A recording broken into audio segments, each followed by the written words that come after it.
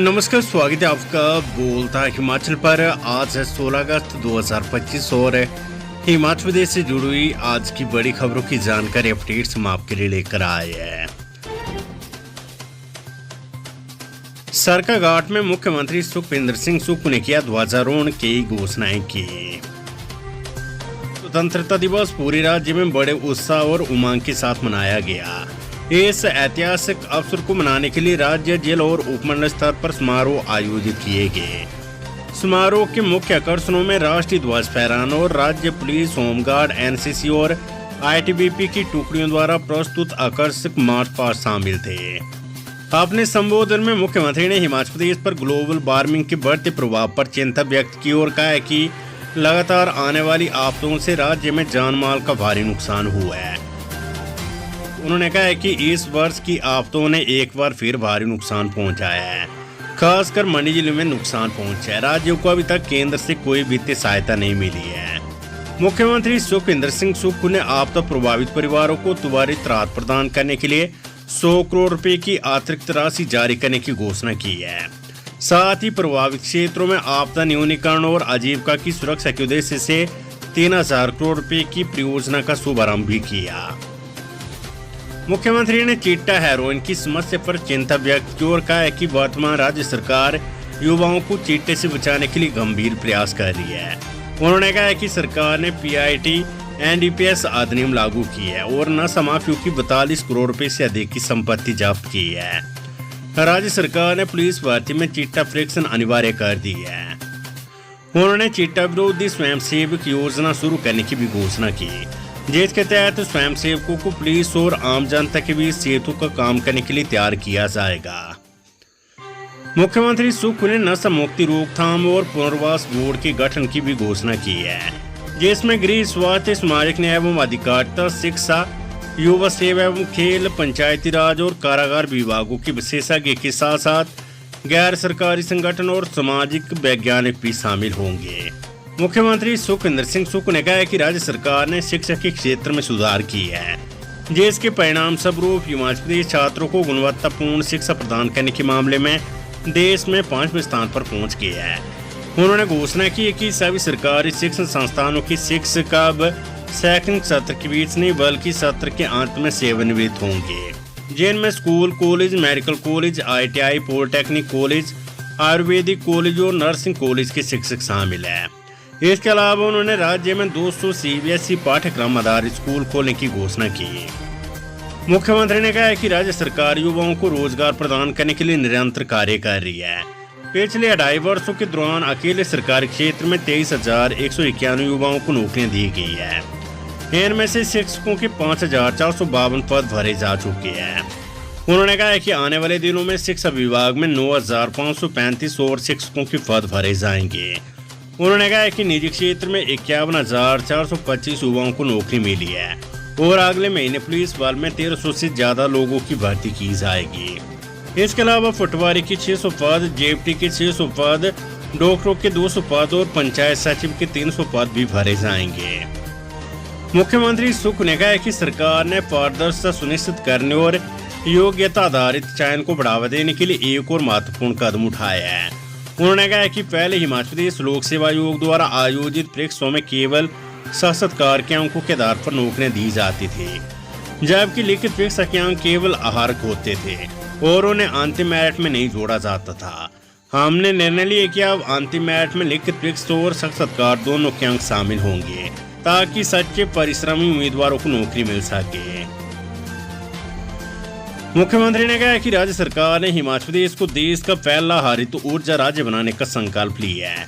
उन्होंने कहा कि सरकार ने जनजातीय क्षेत्रों में 100 किलोवाट से लेकर 1 मेगावाट तक की सौर परियोजनाओं के लिए 5% ब्याज अनुदान का प्रावधान किया है, जबकि गैर जनजातीय क्षेत्रों में ऐसी परियोजनाओं के लिए 4% ब्याज अनुदान दिया जा रहा है। इन परियोजनाओं से उत्पन्न बिजली हिमाचल प्रदेश राज्य विद्युत बोर्ड द्वारा खरीदी जाएगी, जिससे युवाओं को निश्चित आय प्राप्त होगी।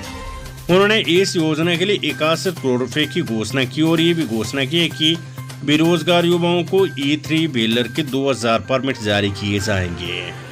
मुख्यमंत्री ने कहा है कि वनीकरण में जन भागीदारी बढ़ाने के लिए सरकार ने 100 करोड़ रुपए की लागत से राजीव गांधी वन संवर्धन योजना शुरू की है, जिसमें महिला समूह और युवा क्लबों को शामिल किया गया है।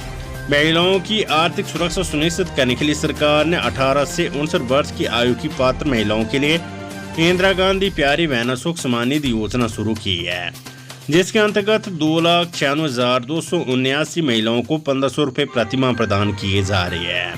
मुख्यमंत्री ने कहा कि शिमला जिले के चमियाना अस्पताल में रोबोटिक सर्जरी शुरू की गई और जल्द ही से अन्य मेडिकल कॉलेजों में शुरू किया जाएगा। सीएम सुक्खू ने मंडी में किए 216 करोड़ रुपए की 33 विकासात्मक परियोजनाओं के लोकार्पण और शिलान्यास है। मुख्यमंत्री सुखविंदर सिंह सुक्खू ने शुक्रवार को मंडी जिले के सरकाघाट, सराज, द्रंग, धर्मपुर विधानसभा क्षेत्रों के लिए 216 करोड़ रुपए की 33 विकासात्मक परियोजनाओं के लोकार्पण और शिलान्यास किए। मनरेगा के तहत निजी कार्यों में मटेरियल नहीं, सिर्फ होगा मजदूरी का भुगतान, सरकार ने उठाया कदम।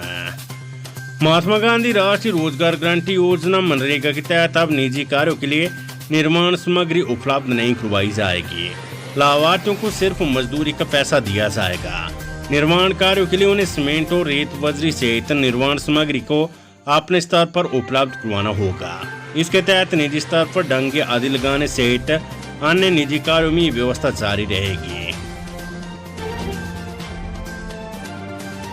अटल मेडिकल यूनिवर्सिटी सरकाघाट में होगी शिफ्ट, स्वतंत्रता दिवस पर मुख्यमंत्री सुक्खू ने की घोषणा।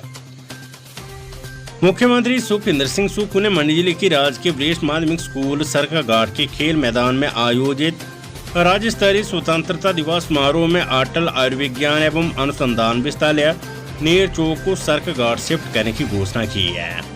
इससे पहले सरकार ने विश्वविद्यालय के लिए सुंदरनगर में भूमि चिन्हित की थी। मुख्यमंत्री सुक्खू ने परेड की सलामी ली। हिमाचल सरकार द्वारा विधानसभा से पारित करवाए गए 15 बिल अभी तक फंसे हुए हैं। ये वर्ष 2023 से 2025 के बीच की है। वर्तमान सरकार ने 14वीं विधानसभा में कुल 73 बिल पारित किए हैं, जिनमें से 58 मंजूरी के बाद कानून बन गए हैं। शेष 15 विधेयकों को अभी तक मंजूरी का इंतजार है। ये या तो राजभवन में अटके पड़े या फिर राष्ट्रपति से मंजूरी अभी लंबित है।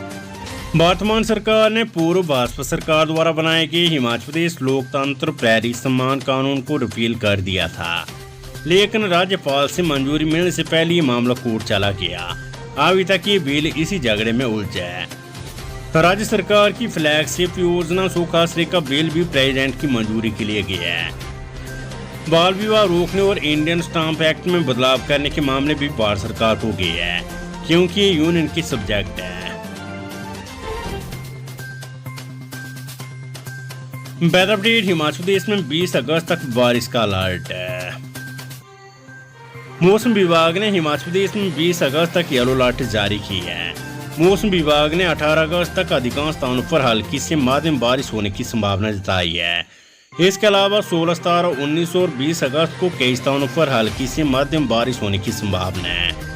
20 अगस्त तक कुछ स्थानों पर 1 या 2 बार भारी बारिश होने की संभावना है। मौसम विभाग के अनुसार अगले 24 घंटों के दौरान अधिकतम तापमान में कोई बड़ा बदलाव नहीं होगा।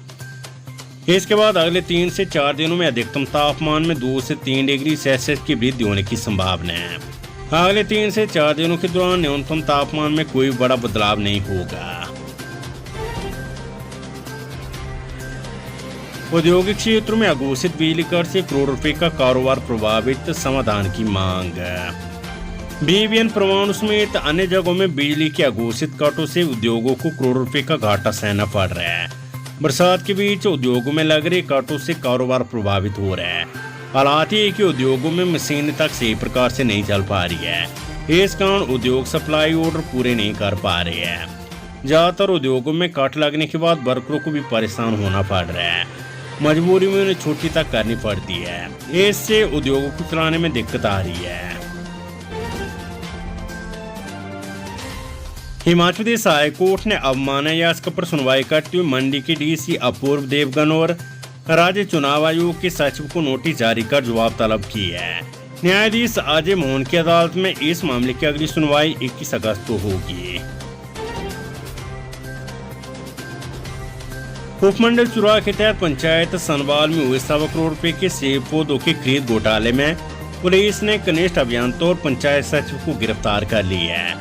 अब तक इस पूरे मामले में 8 गिरफ्तारियां पुलिस कर चुकी है। पुलिस ने 8 लोगों के खिलाफ FIR दर्ज की थी। ये मामला न्यायालय में विचाराधीन है।